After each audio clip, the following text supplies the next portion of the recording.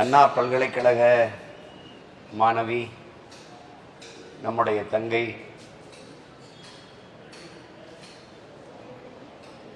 அவளுக்கு இழைக்கப்பட்ட அந்த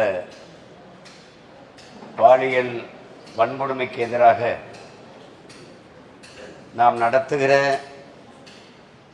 இந்த போராட்டத்தில் அதற்கு ஆதரவாக கலந்து கொண்ட காவல்துறை தங்கைகள் அனைவருக்கும்